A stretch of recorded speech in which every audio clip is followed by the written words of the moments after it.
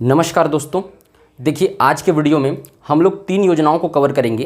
प्रधानमंत्री जनधन योजना, एक मुद्रा योजना और प्रधानमंत्री जीवन ज्योति बीमा योजना।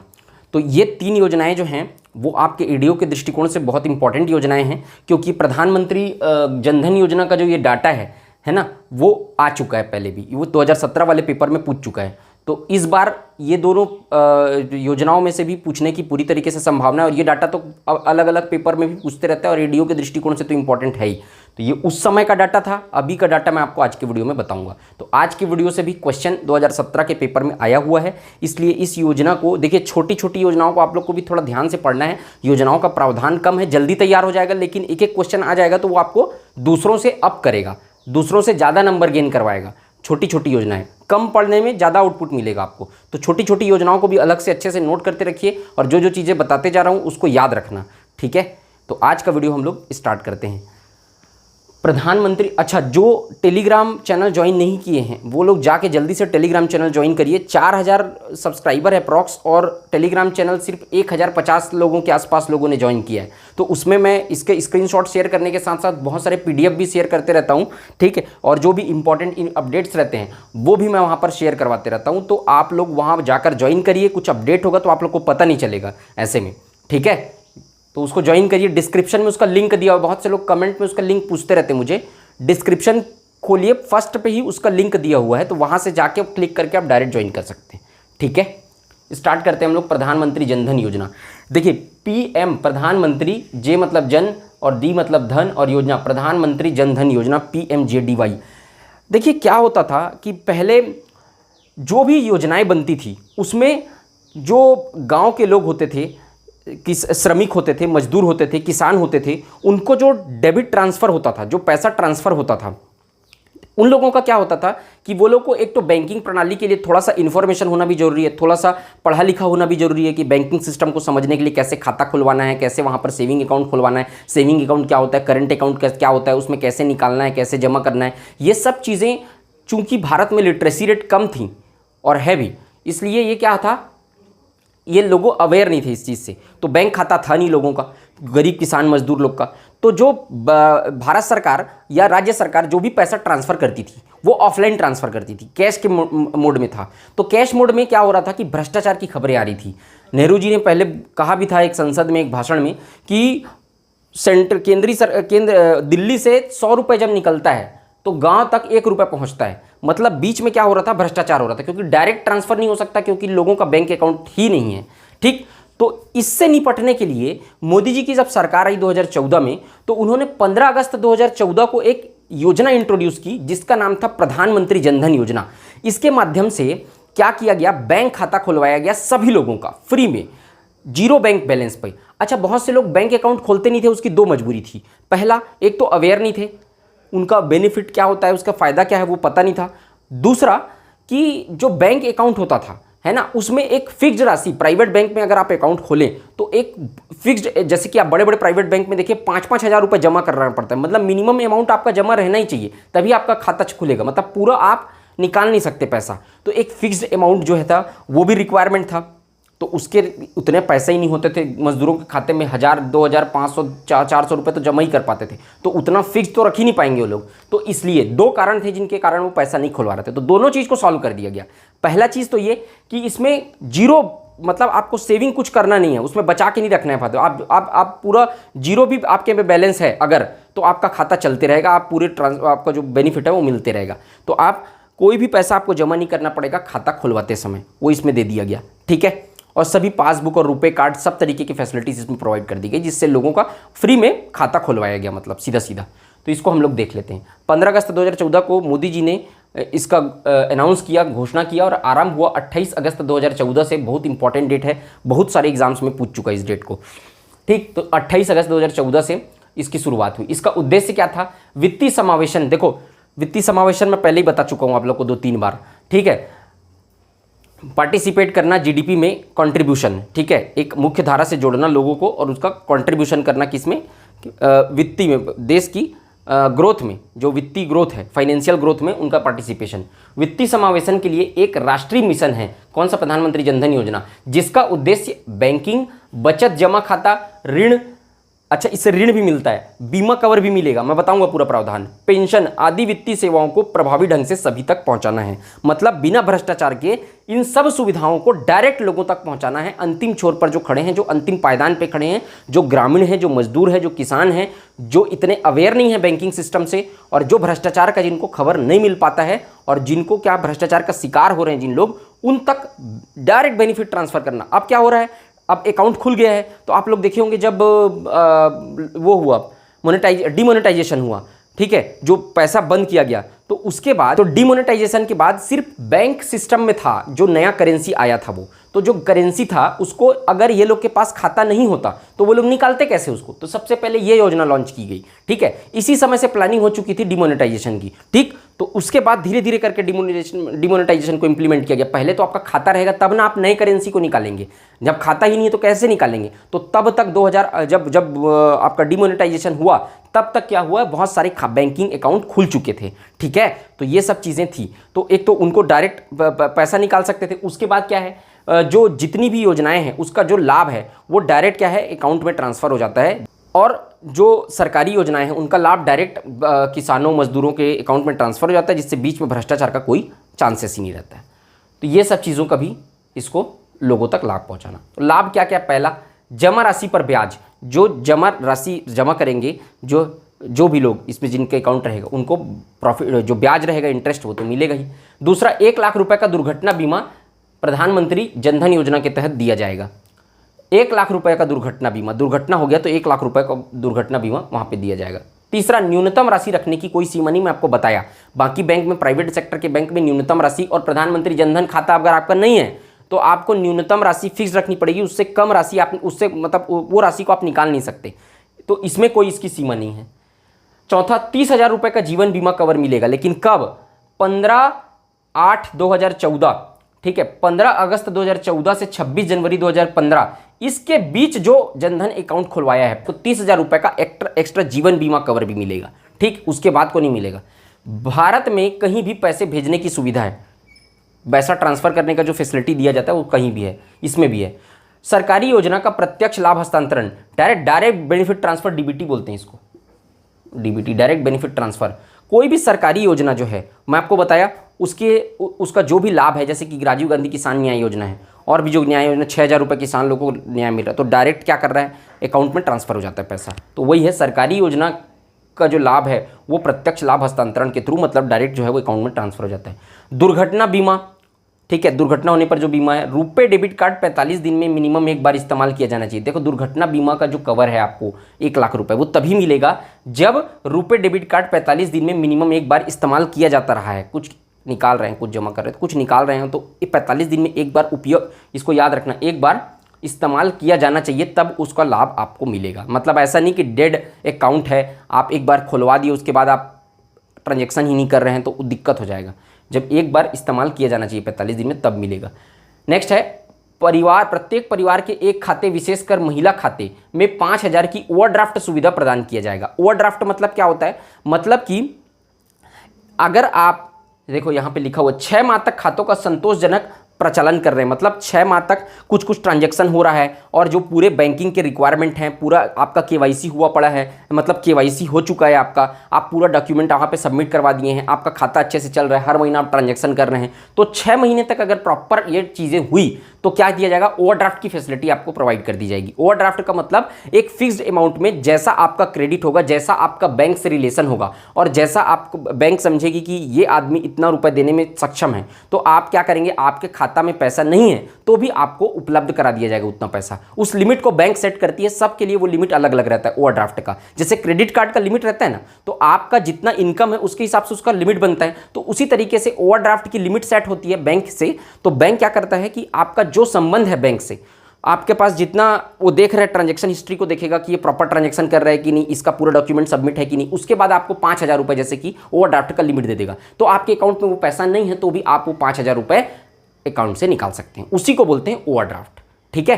तो आपको अगर कहीं 6 माह तक खातों का संतोषजनक परिचालन कर रहे हैं, जो मैं आपको रिक्वायरमेंट बताया, तो उसको ओवरड्राफ्ट की फैसिलिटी दी जाएगी। अब इसको समझो, महिला खाते को में 5,000 की ओवरड्राफ्ट सुविधा प्रदान की जाएगी इसी के माध्यम से, योजना के माध्यम से। महिला खाता अगर है तो उसको प्रायोरिटी दिया जाएगा, वो महिला के खाते में 5,000 रुपये ओवरड्राफ्ट की फैसिलिटी प्रोवाइड कर दी जाएगी।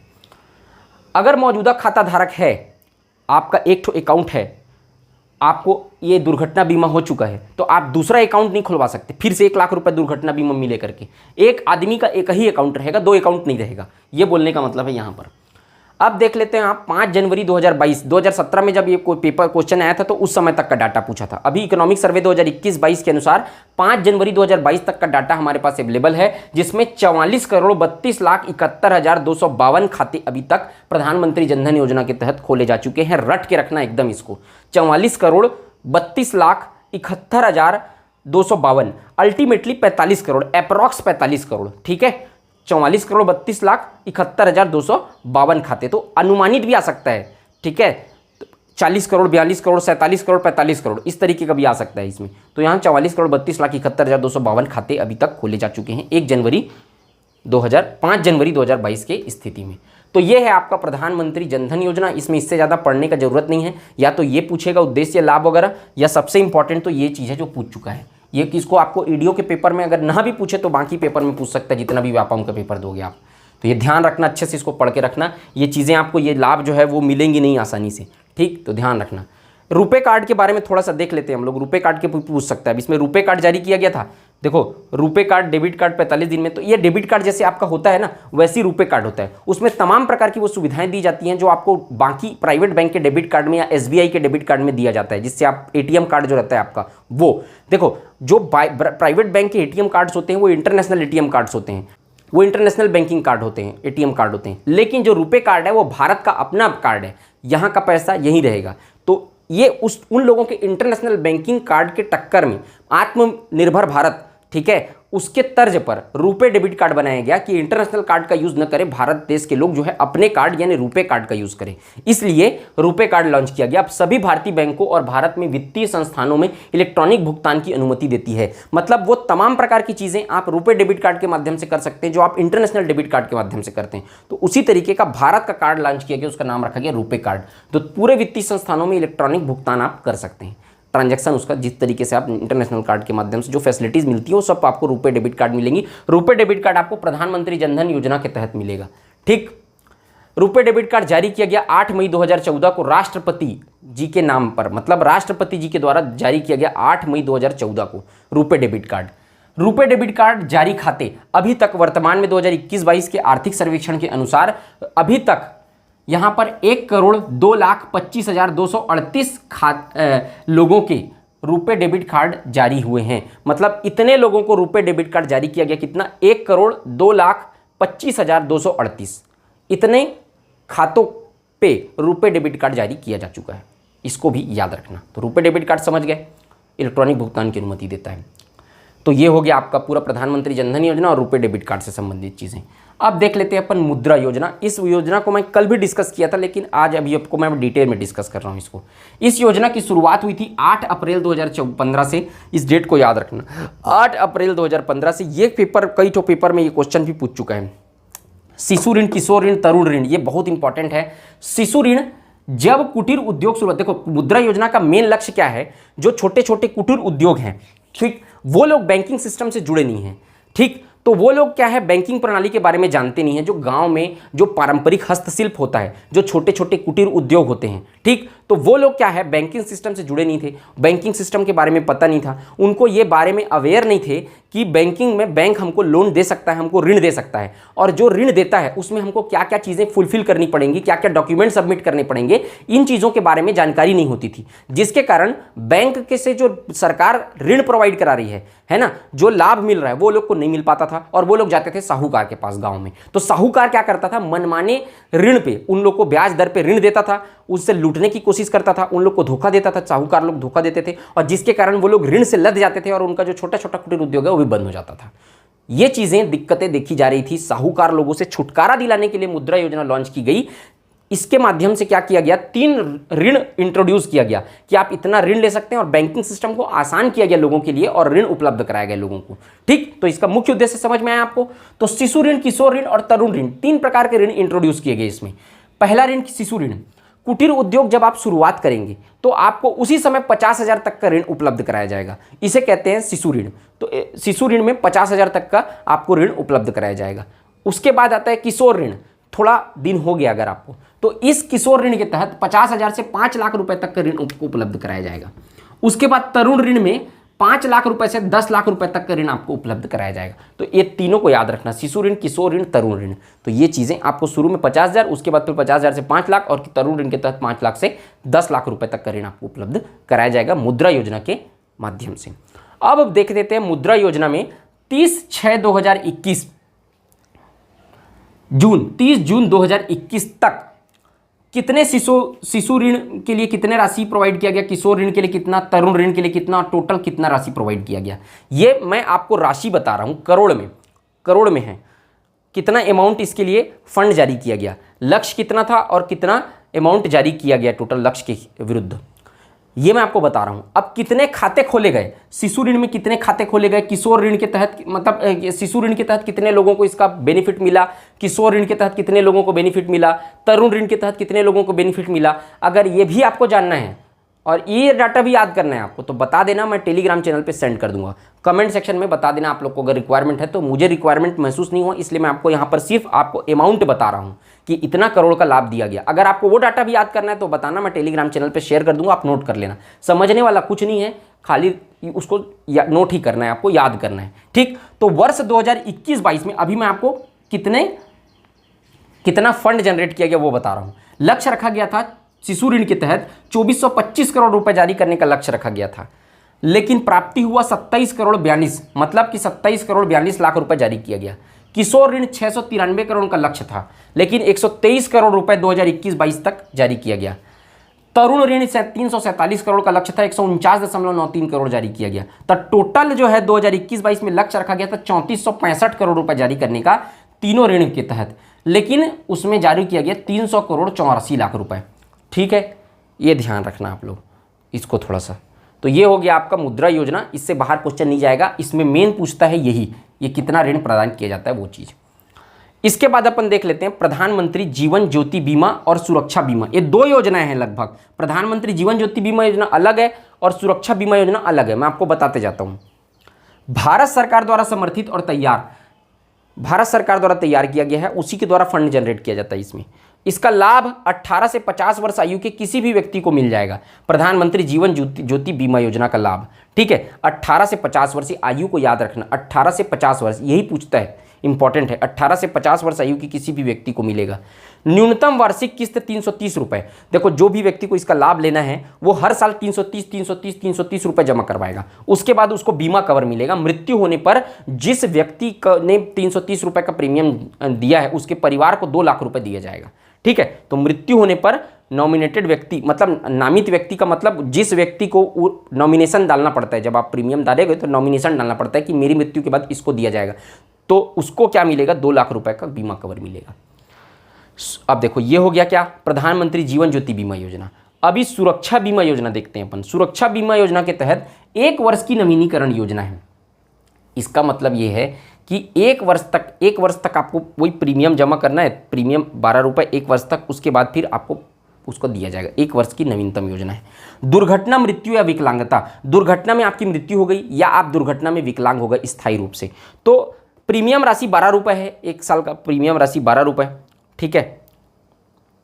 राशि 2 लाख रुपए प्राप्त होगा, ठीक। 2 लाख रुपए इसमें प्राप्त होगा राशि, दुर्घटना या स्थायी विकलांगता। तो दुर्घटना, मृत्यु हो जाएगी अगर, तो 2 लाख रुपए मिलेगा, और आंशिक विकलांगता पर हाथ टूट गया, पैर टूट गया, कुछ हो गया, तो फिर 1 लाख रुपए मिलेगा। तो ये ध्यान रखना, ये जो राशि प्रीमियम राशि 12 रुपये है और ये राशि 2 लाख रुपए मिलेगा मृत्यु पर और आंशिक विकलांगता पर, ठीक है, 1 लाख रुपए मिलेगा। तो ये चीज़ें हो गई सुरक्षा बीमा योजना। तो ये योजना भी इंपॉर्टेंट है। इसका एज याद रखना, ये कितना आयु है, और इसका प्रीमियम याद रखना दोनों का, और कितना रुपए मिलेगा वो ध्यान रखना। तो ये चीज़ आपको कवर हो जाएगा, ठीक है। इसको अच्छे से नोट करिए आप लोग, और टेलीग्राम चैनल जो ज्वाइन नहीं किए हैं वो फिर से बोल रहा हूँ, ज्वाइन करके रखिए। उसमें बहुत सारी चीज़ें मैं शेयर करते रहता हूँ। तो आज के वीडियो में सिर्फ इतना ही। अगर आप लोग को वीडियो अच्छा लगा तो वीडियो को लाइक करिए, चैनल को सब्सक्राइब करिए, ज़्यादा से ज़्यादा शेयर करिए, ठीक है। आज के वीडियो में सिर्फ इतना ही। मिलते हैं नेक्स्ट वीडियो में। जय हिंद, वंदे मातरम।